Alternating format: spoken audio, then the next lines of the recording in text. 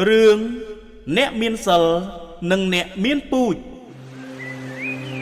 កាលគ្រាព្រះសម្មាសម្ពុទ្ធទ្រង់គង់នៅវត្តចេតពុនជិតក្រុងសាវត្ថីដែលជាអារាមរបស់អនាថបិណ្ឌិកសេដ្ឋីសាងថ្វាយ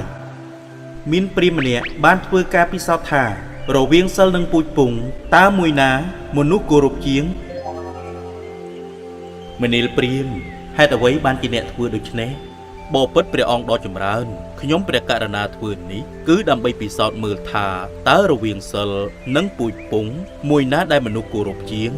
ប្រពៃណាព្រាហ្មណ៍ក្នុងជាតិកន្លងទៅហើយតថាគតក៏ធ្លាប់បានពិសោធន៍បែបនេះដែរ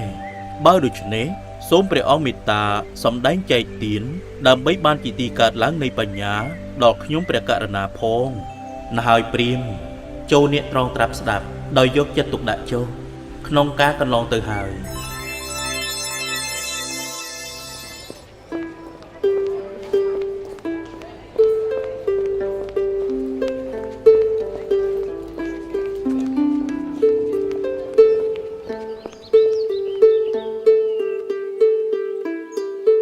មនុស្សម្នាមហាជននាំគ្នាគោរពស្រឡាញ់អញជាខ្លាំងតើគេគោរពដោយសារតែសិលដែលអញប្រតិបត្តិឬដោយសារតែពូជពង្សវង្សត្រកូលអញត្រូវតែពិសោធន៍មើលឲ្យដឹងថាតើមនុស្សគោរពអ្នកមានសិលឬអ្នកមានពូជពង្សវង្សត្រកូលល្អកាលបុរាហិតកើតចិត្តនឹងសង្ស័យថាការដែលមហាជនគោរពជឿជាក់មកលើខ្លួនបែបនេះតើមកពីសិលឬព្រោះតែពូជពង្សវង្សត្រកូលទើបសាកពិសោធន៍មើលដោយចូលទៅយកសម្បត្តិពីក្នុងឃ្លាំងព្រះរាជទ្រព្យមកមួយក្តាប់ណែសំឡាញ់ឯងមើលណ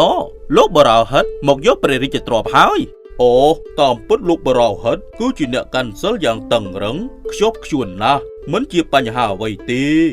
ត្រូវហើយគ្នាក៏គិតថាលោកយកនេះប្រហែលជាមានហេតុផលអ្វីម្យ៉ាងហើយ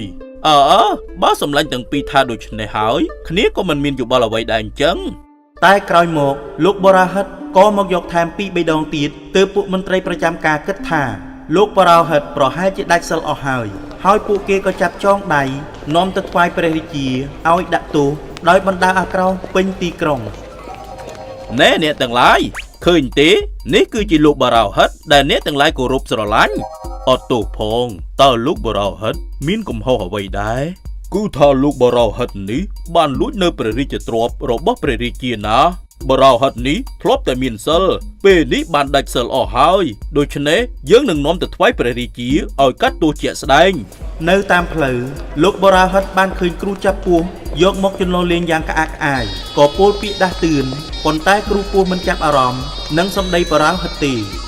អ្នកមិនគួរណាទុកចិត្តពស់បែបនេះទេប្រយ័ត្នមានគ្រោះថ្នាក់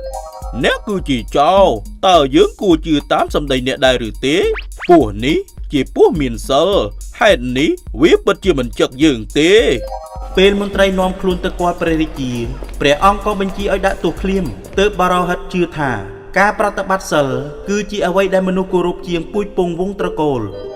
ទោះបីជាអញមានពូជពង្សល្អ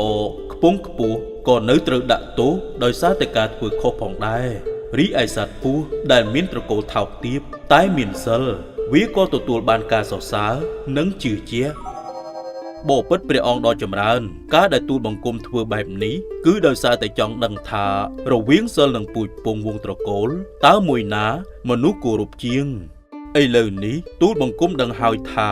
សិលគឺជាអ្វីដែលល្អប្រសើរបំផុត